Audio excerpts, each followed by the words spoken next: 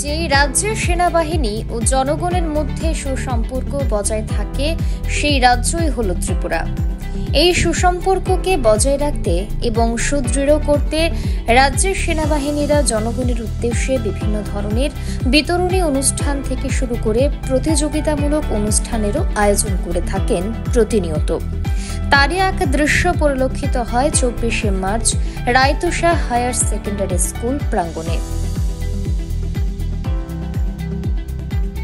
এই দিন এক সিভিক অ্যাকশন প্রোগ্রাম অনুষ্ঠিত হয় সিআরপিএফ 140 ব্যাটালিয়নের উদ্যোগে। এই অনুষ্ঠানে বিদ্যালয়ের শিক্ষার্থী, বিভিন্ন ক্লাবের সদস্য, বিভিন্ন সমিতির সদস্যদের হাতে তুলে দেওয়া হয় ভলিবল, ক্যারাম বোর্ড সহ বিভিন্ন ক্রীড়া সামগ্রী ও দৈনন্দিন জীবনে ব্যবহৃত বৈদ্যুতিক সরঞ্জাম। সিআরপিএফ 140 ব্যাটালিয়নের দ্বিতীয় কামান ডিকে মোহন্তি জানিয়েছেন যে তাদের এই অনুষ্ঠানটি করার পেছনে মূল উদ্দেশ্য হচ্ছে গ্রামবাসীদের সাথে তাদের সুসম্পর্ককে আরও সুদৃঢ় করা এবং আস্থাপূর্ণ করে তোলা।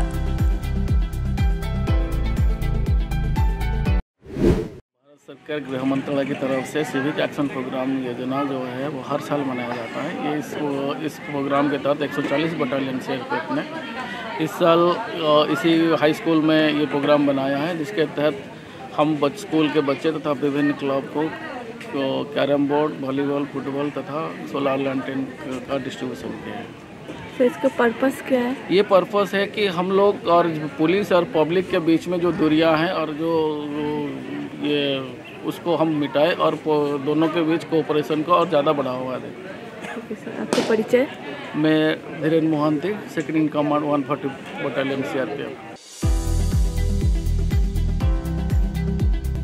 এই অনুষ্ঠানে প্রধান অতিথি ডিকে মোহন্তি ছাড়াও উপস্থিত ছিলেন রায়তোষা হায়ার সেকেন্ডারি স্কুলের এসএমসি কমিটির চেয়ারম্যান রিপন দেব, বেতছড়া গ্রাম পঞ্চায়েত সমিতির ভাইস চেয়ারম্যান শঙ্কর দেব, পঞ্চায়েত প্রধান রাধারানী ধর, বিদ্যালয় ইনচার্জ দিলীপ কুমার ত্রিপুরা, এলাকার বিশিষ্ট সাংবাদিক সহ বিভিন্ন ক্লাবের সদস্য ও গ্রামবাসীরা।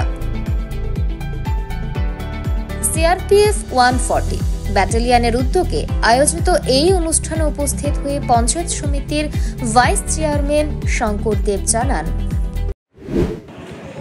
আজকে আমাদের যে প্রোগ্রামটা আমাদের ভারতবর্ষের আরক্ষা দপ্তর বা প্রশাসনিক দপ্তরের যে সিআরপিএফ ব্যাটালিয়ন আছে, সিআরপিএফের পক্ষ থেকে এই প্রোগ্রামটা করা হয়েছে।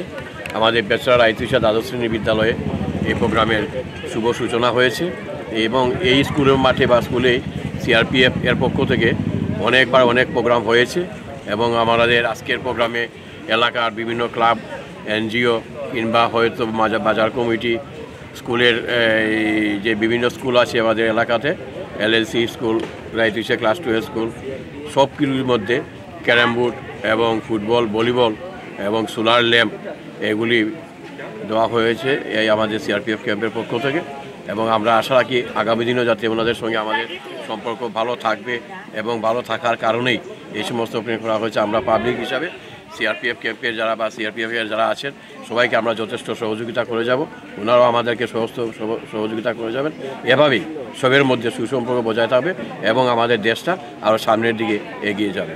নমস্কার।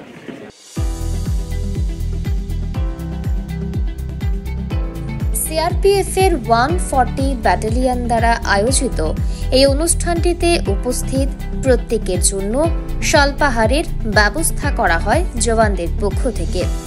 অনুষ্ঠানে উপস্থিত হয়ে শিক্ষার্থীরা অনেক আনন্দ উপভোগ করে এদিন।